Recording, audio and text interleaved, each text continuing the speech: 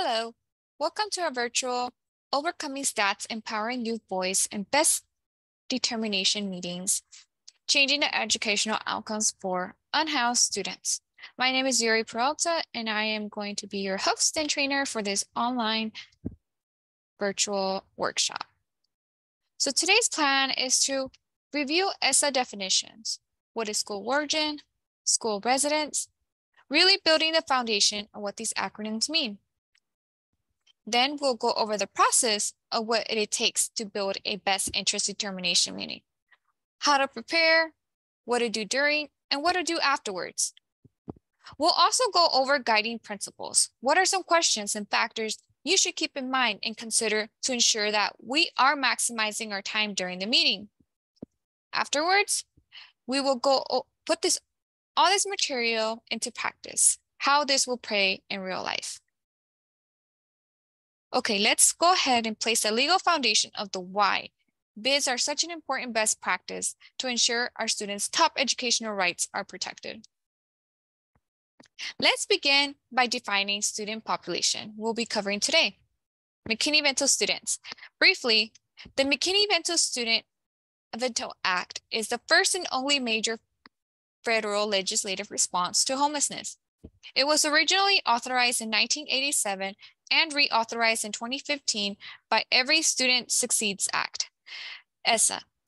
It defines and protects homeless students' rights to enroll, attend, and succeed in public schools.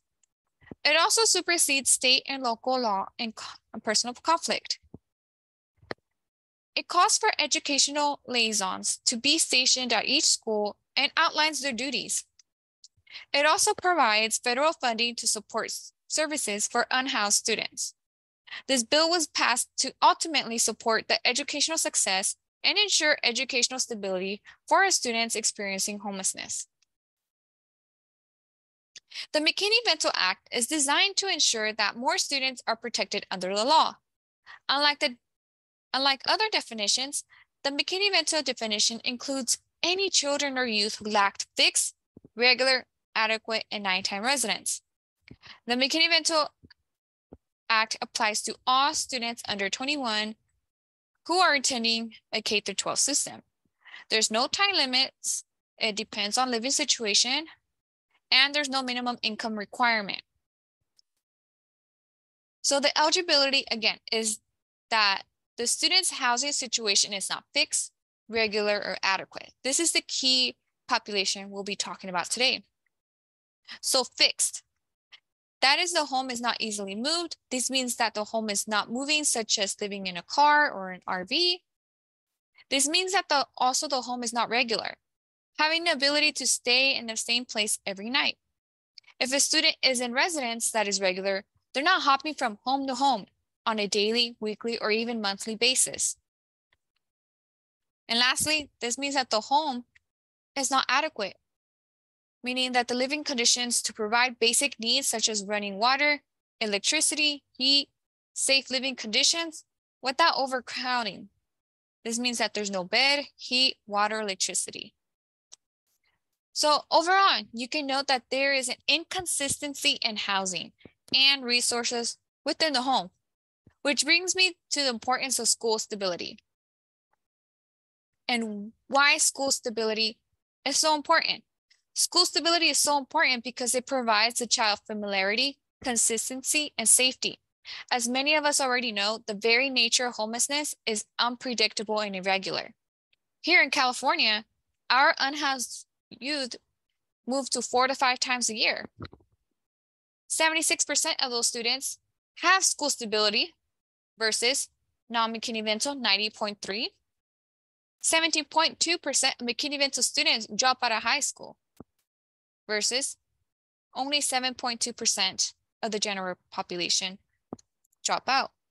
So you can see a drastic difference between the educational outcomes for our McKinney-Vento students versus those that are not experiencing homelessness. So each time a child moves schools, they're more likely to experience the following: social emotional trauma. This is seen as children who are finding themselves struggling to moderate their behaviors. They're often deprived of building healthy relationships when facing constant home and school changes. They face up to 4 to 6 months of academic loss. If they're moving 4 to 5 times a year, that could quickly add up to years of learning loss. They suffer disruption in valuable educational services. If a child, let's say, has special accommodations or even undocumented accommodations that are placed within the classroom, that can be lost through continually school transfers. There may be behavioral challenges that are present and could escalate with multiple school changes. So going back to the classroom, maybe the student is accustomed to certain responsive protocols placed by that teacher to address those challenges. Those unsaid protocols can be interrupted with school changes, thus affecting the child's progress, and the student can be traumatized by being in an unfamiliar environment constantly. And obviously, it can lead to lower test scores and overall academic performance. Difficulty adjusting to different curricular expectations with friends and teachers. Overall, regardless if the student has any history of behavioral or academic challenges, the child may have difficulty having adjustments to this new state. Therefore, it's so important to minimize the possibility of these challenges by confirming the best interest for the child. So I mentioned ESSA, which it was designed to ensure educational stability for unhoused students. So this ensures that there's an ongoing identification of their student's housing status. So the child may be homeless in the beginning of the year, but might find permanent housing in the middle of the year, but may end up falling back into homelessness at the end of the year. So there's constant check-ins to ensure that housing is stable throughout the year. And it also reaffirms school of origin. So we'll go over this a little bit later on in this workshop. And it also determines, this is where best interest determination kicks in if school of origin is not in their best interest. And of course, transportation.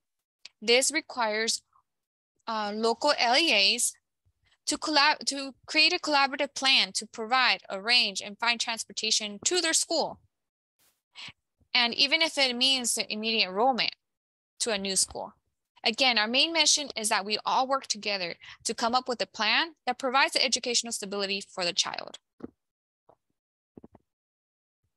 So now that we mentioned school of origin quite often, it's important to define what school of origin is for McKinney-Vento students. So by default, unhoused students can remain in their school of origin.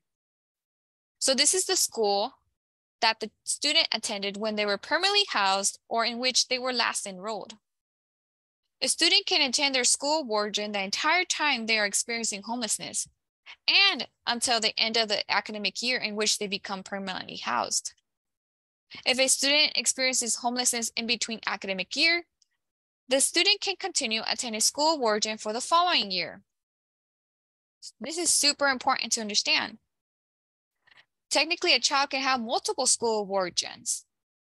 And as mentioned in the previous slide, our children face more residential and school stability than their peers.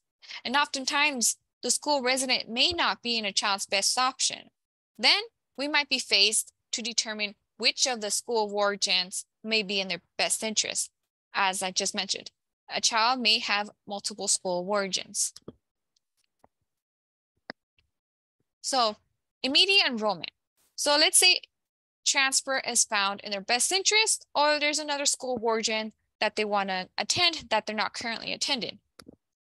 They are entitled to immediate enrollment regardless of how they came into homelessness or how their homelessness situation looks like. As long as they meet that McKinney-Vento definition of homelessness, they qualify for this immediate enrollment right.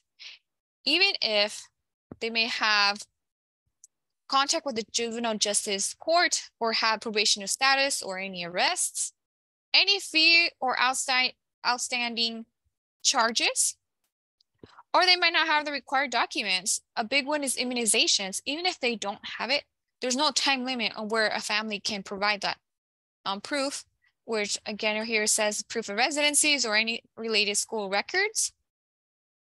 If they missed any enrollment or application deadlines, history of absences,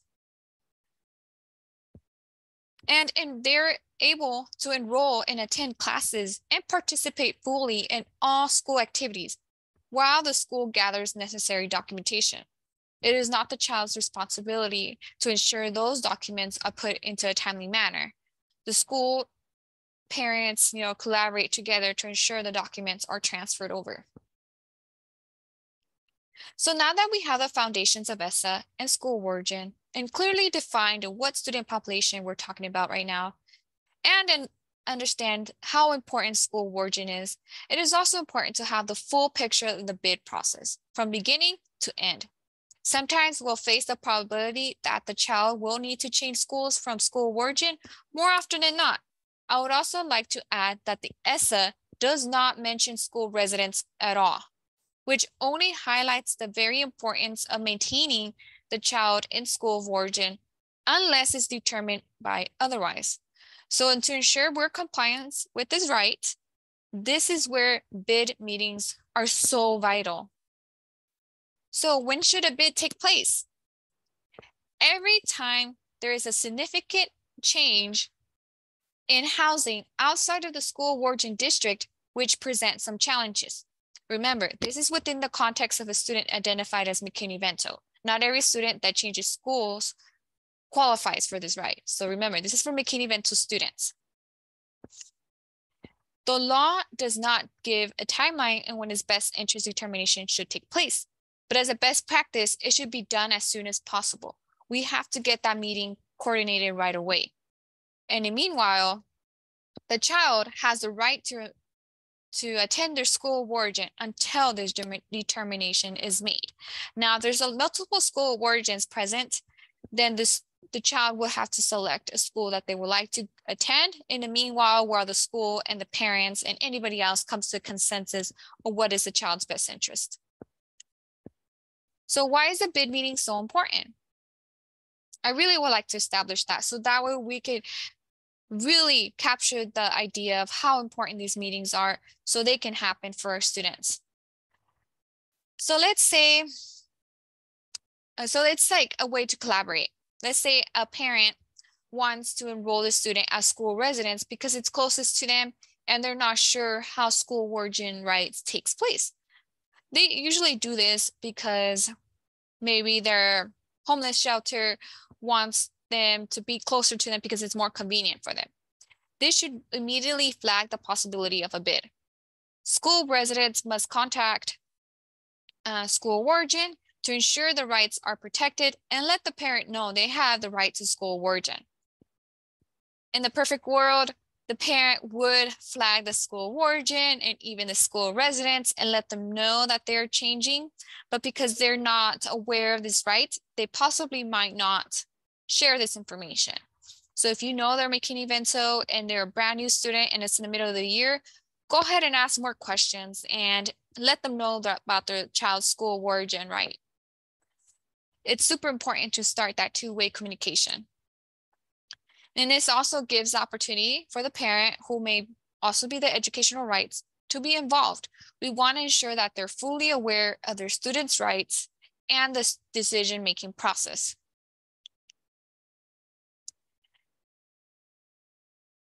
This also is child focused. We want to hear what students like for themselves.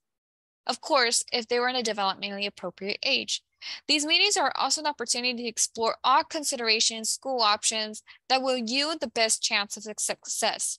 Of course, this means to compare pros and cons of school of origin and school residence for convenience, like I mentioned before. Finally, as most important, it creates a documented plan. It creates paper trail. As it's been clearly stated, school of origin is a legal right. So therefore, having a bid shows that there was a full discussion before the child was transferred to a new school. Now, that full discussion requires certain people to be at the table and recommended. I'm gonna place some recommendations here as well. So by law, educational holder is the only one that can make the final decision. There cannot be a true bid without the ed rights holder. They will decide whether or not to waive the student's right to school of origin. The second mandatory attendee is the school of origin liaison. This is the person that can coordinate and run the meetings. They can also provide information on the student's academic needs. This is also the person that can maintain and document the meeting. Lastly, but most importantly, the student. We want to ensure the student voices out their perspective on which the school they prefer. Now here on my right side, there are some other valuable team members that are strongly recommended to be at our bid meeting. Special ed teachers, counselors, school psychologists, educational specialists, CASAs, any other outside agencies or advocates. Possibly a youth may not have a CASA unless they were already having a case. It just depends. And the district liaison identifies students during enrollment. Enrollment initiates conversation with school of origin if the student is requesting to return.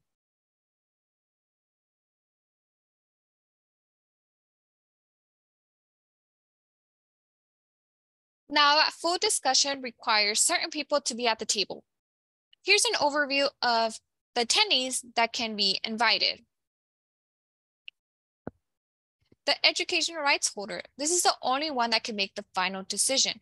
There cannot be a true bid meeting without the ed rights holder. This is the one that makes the final decision whether or not to waive the student's right to school of origin.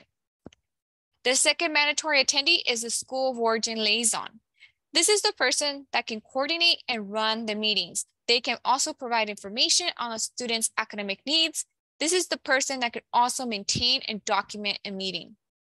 Lastly, but not least, and most importantly, the student. We want to ensure we get the student's voice on their perspective on which school they prefer. Now, here on my right side, there are other valuable team members that are strongly recommended to be at our bid meeting. Special ed teachers, counselors, school psychologists, educational specialists, or any other outside agencies or advocates that may be valuable. District liaisons. These are the ones that identify the students McKinney-Vento during enrollment. Initiates conversation with school of origin if the student is requesting to return. So if the school residence clerk gets a family and they want to enroll into that new school, but they realize that they're McKinney-Vento, they're the ones that let them know that they have that right to school of origin, and then immediately reaches out to the school of origin liaison to coordinate and ensure that the family knows all their options and see what insight they can provide to ensure that the ed rights holder provides, makes the best interest determination decision for their student. And I do want to place a warning. If the family has a social worker involved, let's say they have a CPS open case, do not invite them to this meeting unless the family approves.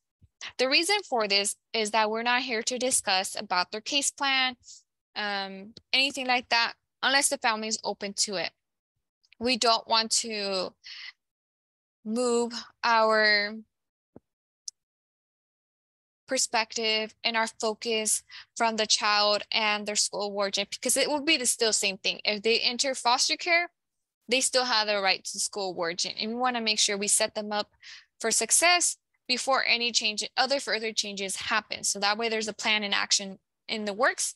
Now the family is unwilling to speak about their case. That's perfectly fine. We want to let them know that they have that right to not allow the social worker to be present, because at this point, they're not in foster care. This is for McKinney-Vento students. So this legal component to a bid is youth voice. Youth voice is the one that's most overlooked in bids. It's critical to get the youth's insight and wishes. Here are some questions to consider. What school do you want to attend and why? At times, a child may have multiple school origins that may be good fits.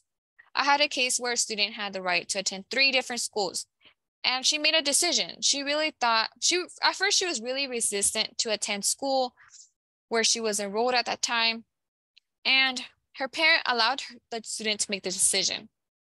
I followed up with the family and there was 0 issues in her attendance. Are they involved? Are you involved in extracurricular activities?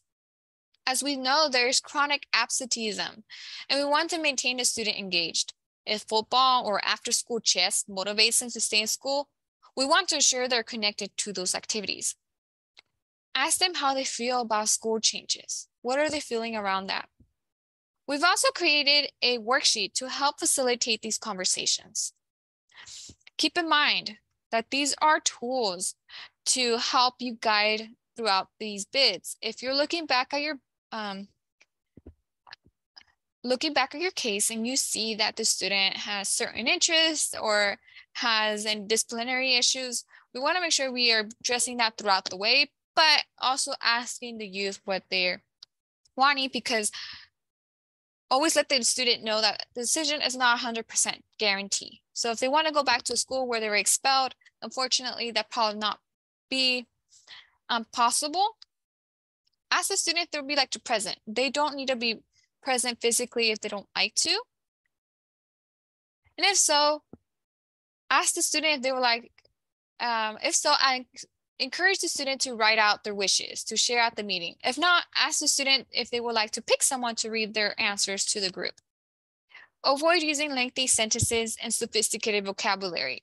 One thing I've seen time and time again is, especially when we're discussing IEPs, individualized educational plans, there are big words used that the family does not understand. This is not only helping the youth, but also helps the family as a whole. Simplify your language. And as a liaison myself being in these meetings, I purposely asked the school to explain what they're talking about. Even though I may understand, I do so the family can feel some advocacy and not feel embarrassed to ask questions. But to prevent all of that, simplify your language. Do not assume the student's answer. Ask the student questions and clarify their answers if you're not sure. And feel free to come up with other questions that are relevant to the student's situation. We want to get an accurate and clear picture of their needs and wants. So this is a way to facilitate their youth voice. As I just briefly mentioned earlier, speaking up, voicing out can be a very scary thing for youth. We want to set them up success, which is why we created this worksheet. So allow the youth to voice their opinion besides verbalized words. You can capture it in a very creative way. Make sure you set up a comfortable environment. Have fidget toys, water, allow the student to take breaks from the meeting. You can even set up a code word. If they feel uncomfortable at any point, they can say that word and you already know that's cue to remove them from the room. Always highlight strengths and avoid embarrassing the youth. And this is the worksheet that I was mentioning. It's what do you like about your current school? Are there anything worries about your school? What do you feel about moving schools?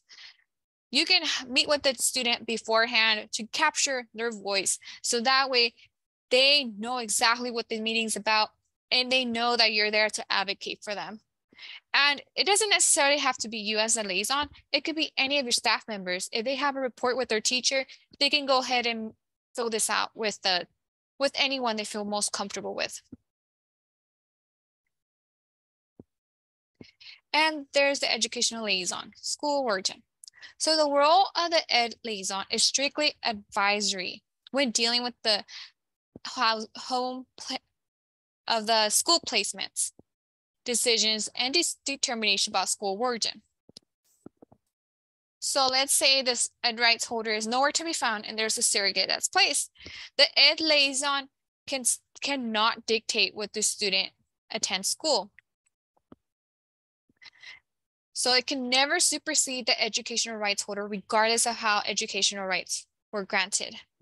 And even before they can advise and make the recommendation, the liaison must give the ed rights holder and child a heads up of what they think is their best interest. This explanation can be written in a way that both parties understand. It's important to have that complete transparency before the meeting.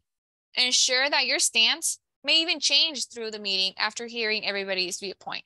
Encourage the ed rights holder to keep an open mind in hearing all sides.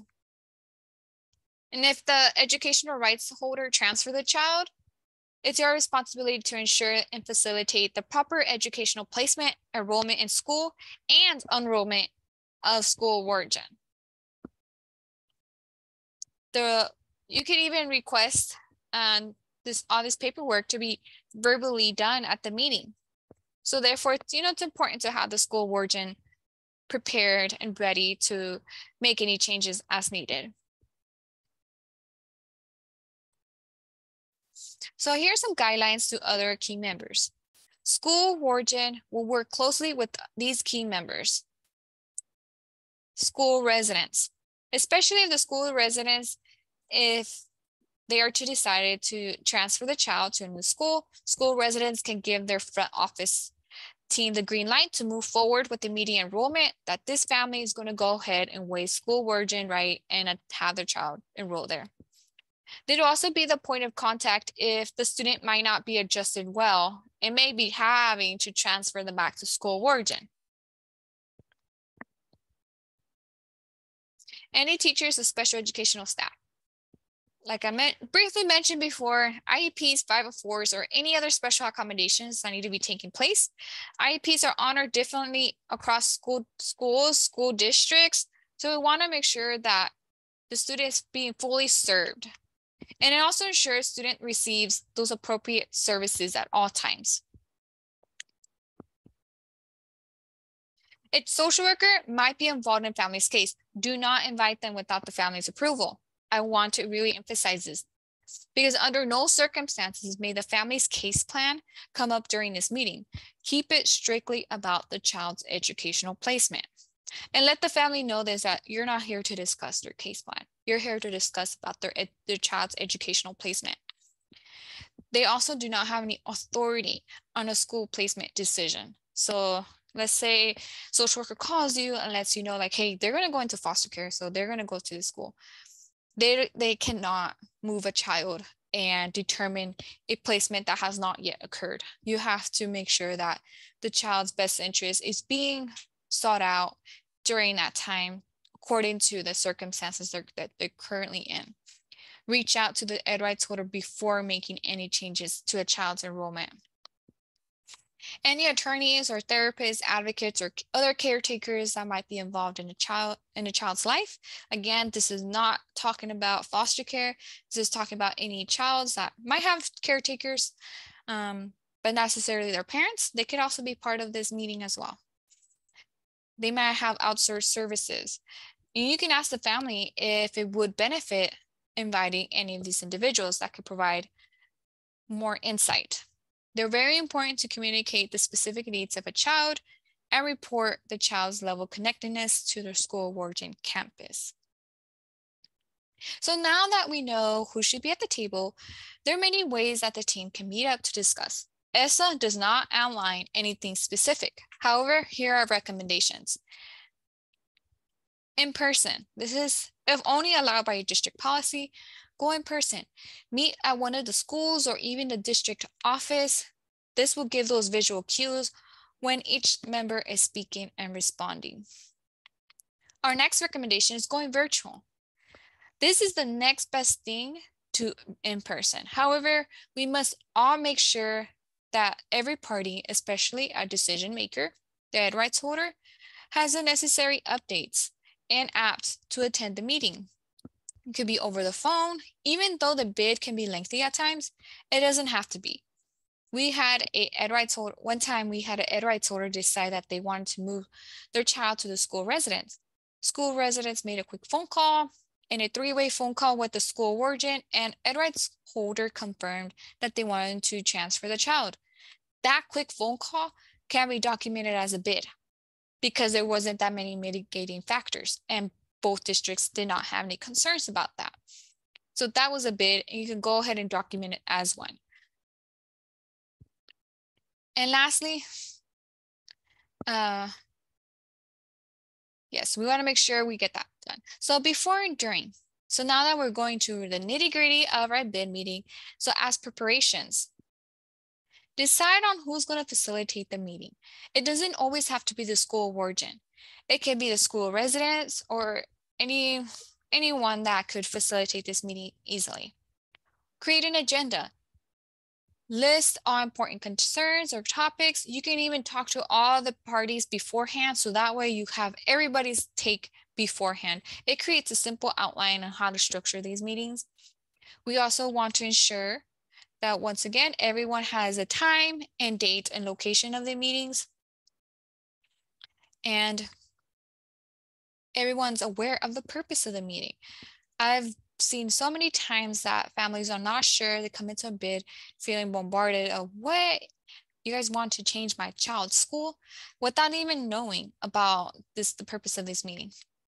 What is their take? You want to make sure you call with them. Utilize the guiding questions that are going to be listed below this recording.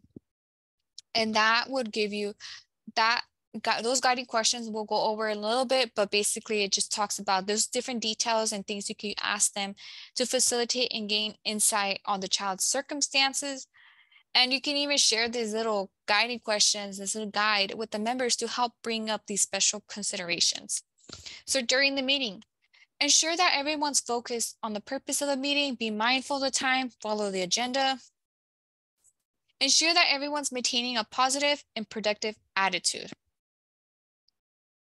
And also ensure important details are documented, such as transportation plans, special education services, just as a best practice, place this copy on the child's file. This will provide a paper trail of all the considerations made and how the final outcome was determined. So after the bid meeting,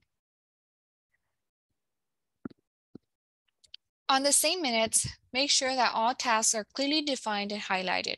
So any next steps should be emphasized. For example, school warden will provide school residents with the necessary records.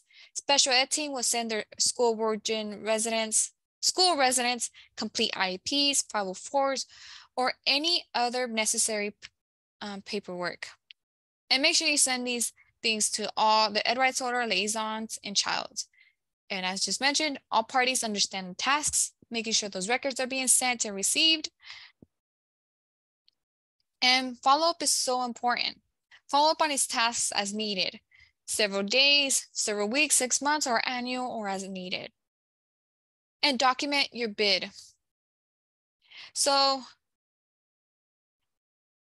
the bid process, how to run it effectively and efficiently. Remember, these are the key factors that are spotlighted at all times. What does the ed rights wish for? What are the preferences of the child? And individualized ed plan and 504s. Ensure that all special service and accommodations and related aid are available in the new school rather than the school origin. And all of these components should lead to the ultimate decision. If there's ever disagreement, remember the child has the right to attend the school of origin until the remainder of the year. And here are some additional factors to consider. The child's attachment to the school, including meaningful relationship with staff and peers, placement of the child's siblings, maybe it's their siblings place, maybe mom has 3 of her kids and dad has 3 other kids in this school. Maybe they want to be all together in one place and they've been to that school origin before together. Maybe the influence of school climate, length of commute of the child based on the child's developmental age, extracurricular activities for the student involved, timing of transfer. Is it at the end of the school semester or at the beginning of the school year? Timing and history of school transfers and its impact on students. How many changes have occurred since then? And here's some questions for consideration for a bid. Does the child have an IEP? How does the commute affect the child? Maybe he's a 5-year-old and a 2-hour drive cannot be good for this child, but maybe the child's 17 years old and doesn't mind a 2-hour drive. How is the current school serving the students' needs and interests? Maybe the school has a football team, but the school residence doesn't. How's the housing plan? Maybe a mom is still going to be in that residency home for maybe 6 more months, or maybe they're jumping from couch to couch, different homes, home to home. How is that affecting the child's educational learning? Is the student's new arrangement to be short-term or long-term? If it is long-term and they establish somewhere permanent, maybe it's best for them to consider school residence. How many schools have the student attended over the past year, and how past school transfers impacted the student? What are some patterns that already been noticed? Has a child been negatively affected by them, or are they not so much? You can see this by grades and behavioral. And how is housing placement impacted by school selection? So maybe the family does not want to find housing in a different area because of the school. And how is the school connected to, how's a child connected to the school? Are there any siblings? And how well is the child performing academically? So we all know that transportation is a huge challenge across all districts, schools, not only here in Kern, but across the state. So we have a couple more tips to alleviate that. As a best practice, place the request for transportation to the school origin. Have the route information beforehand in regards to time and distance. So if you come into this bid and you know that the student has a 1 hour commute from the homeless shelter to the school origin, bring that information in. School residents, go ahead and do that as well. Have your commute, how that will look like from your school residence to the homeless shelter. Maybe it's an hour difference. Maybe there's no difference. Bring that information in so that way the ed rights holder has more info on what is best for their student, especially if the child is, for example, if the 8-year-old is taking a 3-hour bus route, may not be appropriate for a little child, but this will be doable for a high school senior. It's a case by case. So go ahead and bring in that information. And there's no limit on time and distance to school origin. However, every bid should be unique to a child's situation. And we also have our example of our Kern County transportation protocol underneath this workshop as well. Parents may be able to receive gas cards or similar mileage and reimbursements. And if a child has an IEP that has transportation written into it, ensure that it is adhered to. Remember, transportation is a collaborative effort.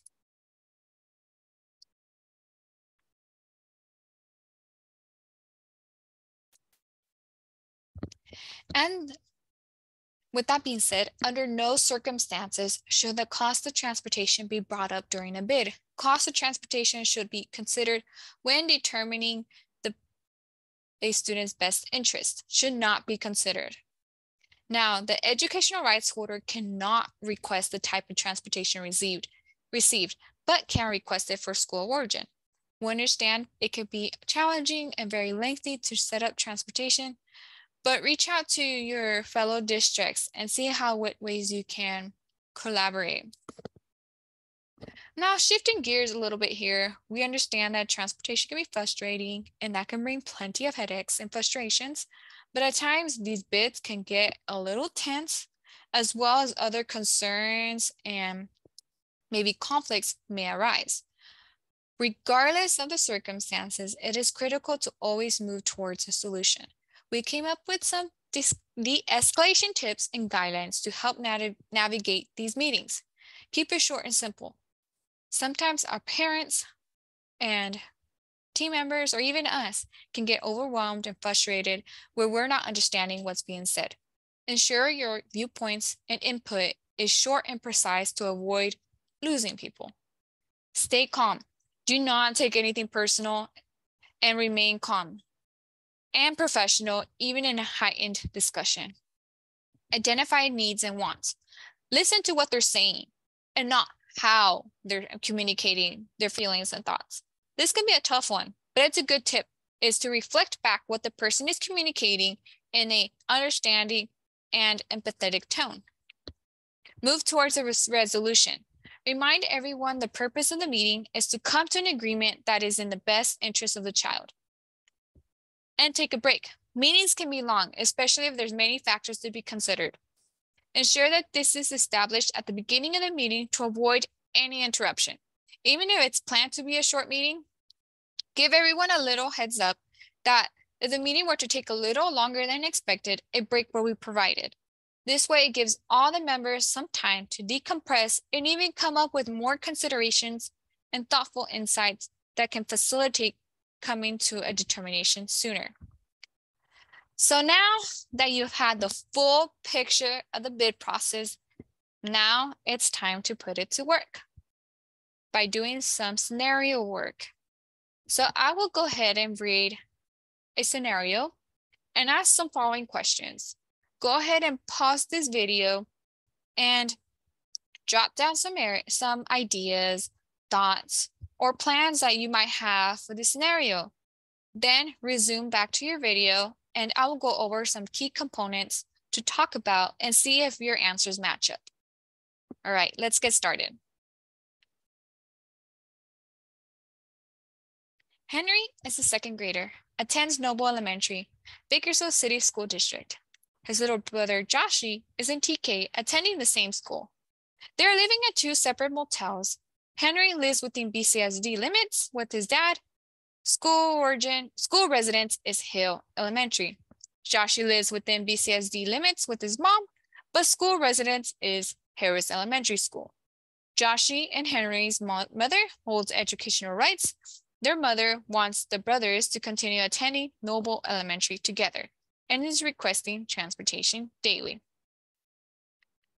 What will be your next steps? Who should be involved in this conversation?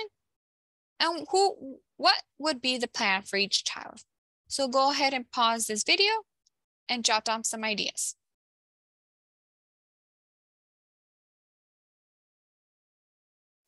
Okay, great. I hope you had gotten some really great ideas and brainstorm a plan. So if you mentioned call mom to verify this information, that's the first step to ensure that she does have educational rights, and also call dad and see what's his take. Because sometimes families say that they hold educational rights, but dad and mom may both hold educational rights and they both need to be in consensus of what their child's educational placement will look like. Second, invite the schools to a bid. Check if the student has an IEP as well. So that way the school warden and school residents can also invite their special educational teams to this bid as necessary. Also check to see how long the commute will be for each child, coming from both motels. And check in with mom and dad if either of them are willing to transport. All right, so let's go on to our second scenario. Adi is a first grader enrolled at Longfellow Elementary. His school warden, her commute is 1 hour every day. Her mom reported that Adi was arriving home very late and would lose her appetite in order to sleep. Adi's mom, who also holds educational rights, wants to keep her daughter as school warden. Adi and her mom are currently residing at a homeless shelter. What would be your next steps? Who should be involved in this conversation? And what should be the plan for each child? So go ahead and pause this video and brainstorm some ideas.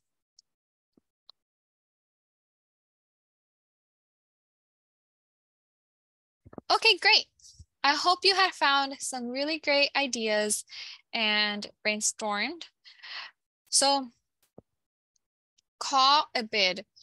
Invite all the child's care team, school warden, and school residents. What is the nearest school to the homeless shelter? How's that far? And check to see what Adi thinks.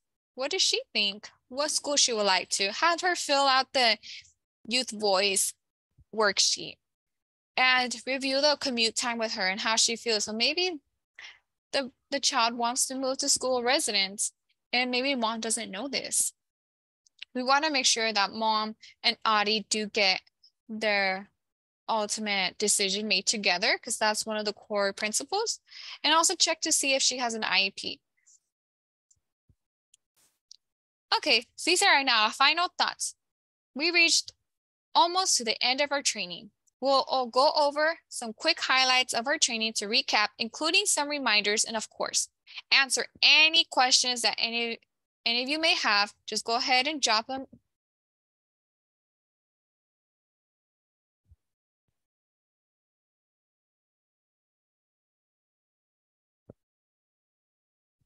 We've reached almost the end of our training. We will now go over some quick highlights of our training to recap, including some reminders and highlights.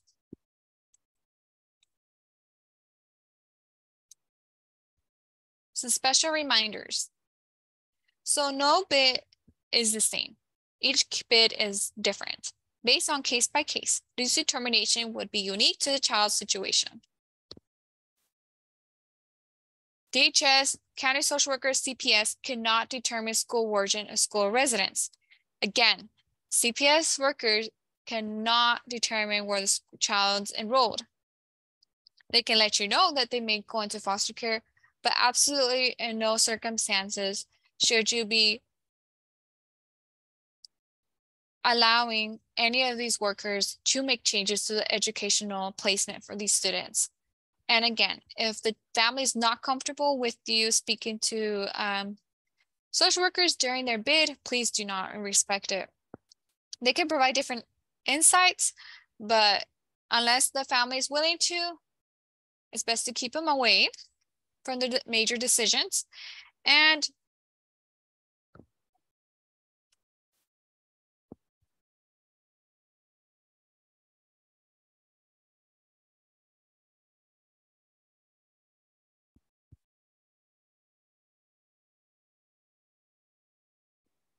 each bid is different and based on a case-by-case determination would be unique to the child's situation.